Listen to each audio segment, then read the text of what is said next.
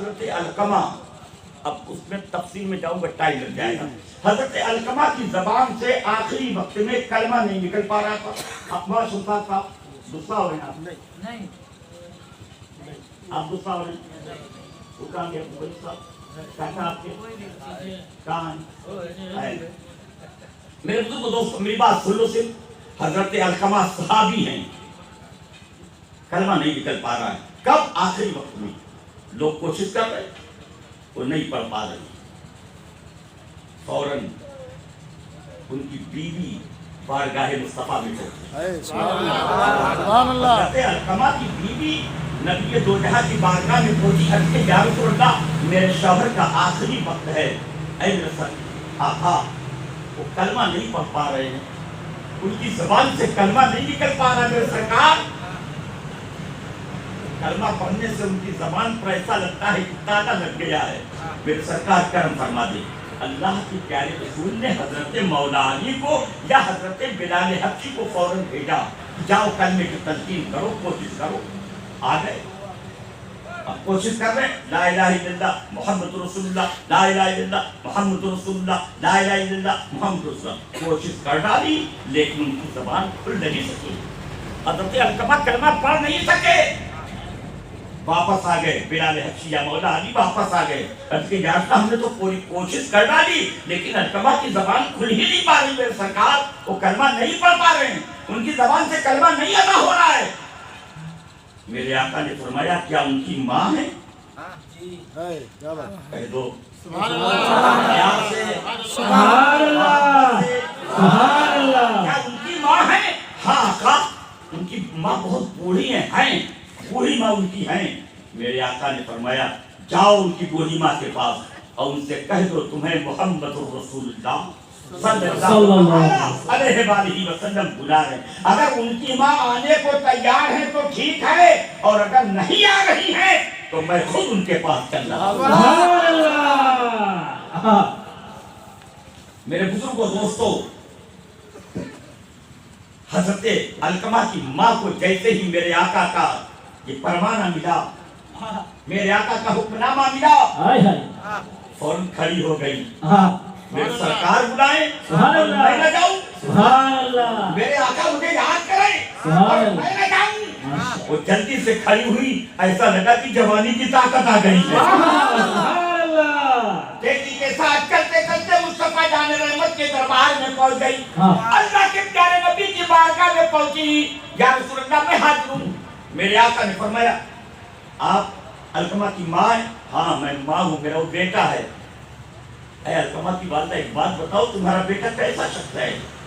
یا رسول اللہ بہت اچھا، بہت نمازی تھا، پرہیزگار تھا، زکات دیتا تھا میرے آقا، روزے بھی رکھتا تھا میرے آقا، حج بھی کرتا تھا میرے آقا، بہت نیکوکار تھا. لوگ اس کی تعریف کرتے ہیں پڑوسی لوگ. وہ پڑوسیوں کے ساتھ بہت اچھا برتاؤ اور بہت اچھا سلوک کرتا تھا.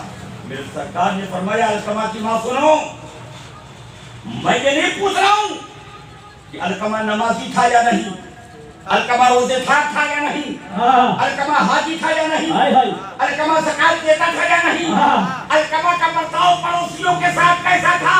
میں یہ نہیں پوچھ رہا ہوں. میرے پوچھنے کا مقصد یہ ہے کہ یہ بتاؤ کہ تم علقمہ سے راضی ہو کہ نہیں، تم علقمہ سے خوش ہو کہ نہیں. علقمہ کا برتاؤ تمہارے ساتھ کیسا تھا، علقمہ کا ویوہار تمہارے ساتھ کیسا تھا، علقمہ تمہارے ساتھ کیسا سلوک کرتا تھا. تم اپنے بیٹے علقمہ سے راضی ہو یا نہیں، تم اپنے بیٹے علقمہ سے خوش ہو یا نہیں. علقمہ کی والدہ نے فوراً کہا یا رسول اللہ میرا بچہ اچھا تھا، نیکوکار تھا، پرہیزگار تھا، متقی تھا، نمازی تھا، حاجی تھا، زکات دینے والا تھا، روزہ رکھنے والا تھا، لوگوں کے ساتھ اچھا برتاؤ کرتا تھا. لیکن آئے میرے سرکار میرا بیٹا اپنی بیوی کی باتوں میں آ کر کے مجھ کو ہمیشہ ناراض رکھتا تھا. میں اپنے بیٹے سے ناراض ہوں. یا رسول اللہ میں اپنے بیٹے سے ناخوش ہوں. میرا بیٹا زندگی بھر مجھے ناراض کرتا رہا. تو میرے آقا نے اپنے صحابہ کو مخاطب کیا، ارشاد فرمایا میرے صحابہ لکڑیاں اکٹھا کرو. ادھر دیکھو. کیا کہنا حضرت؟ موت کو ان کو ادھر دھیان دیجئے، حضرت کو دیکھئے، ادھر مت دیکھئے. میرے آقا نے فرمایا میرے صحابہ لکڑیاں اکٹھا کرو، لکڑیاں جمع کرو. सारी लकड़ियां इकट्ठा हो जाए तो उसमें आग लगा दो। और जब आग के शोले आसमान से बातें करने लगे, यानी आग खूब भड़क जाए, तो आग के भड़कते हुए शोले में अलकमा को डाल दो और जला करके राख कर दो। जैसे ही मेरे आका ने अपना फरमाया, अलकमा की वालदा तड़प गई, आंखों से आंसू निकल पड़े, रोने लगी। मेरे सरकार मेरे बेटे को मेरी निगाहों के सामने आग में डालेंगे, अरे मेरे आका मैं कैसे देख सकूंगी, मैं कैसे बर्दाश्त कर सकूंगी। मेरे सरकार मेरे बेटे को आग में न डाला जाए, मेरे आका मेरे बेटे को आग में न जलाया जाए, अरे मेरे सरकार मेरे बेटे को आग की शौलों की नजर न किया जाए। मेरे सरकार मेरे बेटे को माफ कर दे। मेरे आका ने फरमाया माफ मुझे नहीं करना है, माफ तुम्हें करना है।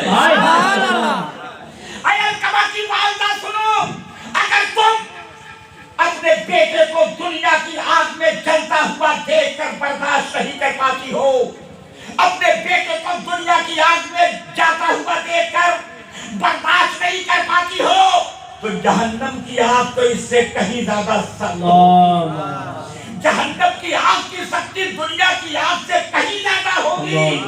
फिर अपने बेटे को जहन्नम की आग में जलता हुआ देखकर कैसे बर्दाश्त करोगी? अपने बेटे को जहन्नम की आग में जब डाला जाएगा, उसे डालता हुआ देखकर कैसे बर्दाश्त कर पाओगी? अलकमा की बात सुनो, अगर तुम चाहती हो कि तुम्हारे बेटे को आग में न जलाया जाए, अगर तुम चाहती हो कि तुम्हारे बेटे को जहन्नम की आग में न डाला जाए, अगर तुम चाहती हो कि तुम्हारे बेटे को दोजख में न डाला जाए, तो अपने बेटे की गलतियों को माफ कर दो, अपने बेटे की गुस्ताखियों को माफ कर दो, अपने बेटे की खताओं को माफ कर दो और अपने बेटे से राजी हो जाओ, अलकमा से खुश हो जाओ। अलकमा की वालदा फौरन कहती मेरे सरकार, ऐ मेरे रसूलुल्लाह, ऐ मेरे आका, ऐ मेरे महबूब रब्बे दो जहां, मैं आपको गवाह करती हूँ, मैंने आपको गवाह बनाकर अपने बेटे अलकमा की तमाम गलतियों को माफ कर दिया। खुश होकर के राजी होकर के यहाँ से वापस जा रही हूँ। मेरे सरकार ने अपने सहाबी से कहा जल्दी से अब जाओ अलकमा के पास और जाकर के देखो अब कलमा पढ़ रहा है कि नहीं। अब देखो अलकमा की जबान से कलमा निकल रहा है कि नहीं, जल्दी जाओ देखो। रसूल जल्दी से आए, आकर के देखा तो क्या देख रहे हैं, जो अलकमा पूरी कोशिशों के बावजूद कलमा पढ़ नहीं पा रहे थे, हजरत अली हजरत बिलाल हबशी की कोशिशों के बावजूद कलमा मुंह से निकाल नहीं पा रहे थे। अब वो अलकमा खुद ही कह रहे थे ला इलाहा इल्लल्लाह मुहम्मदुर रसूलुल्लाह, खुद ही जान था अशहदु अन ला इलाहा इल्लल्लाह व अशहदु अन्ना मुहम्मदन अब्दुहु व रसूलुहु।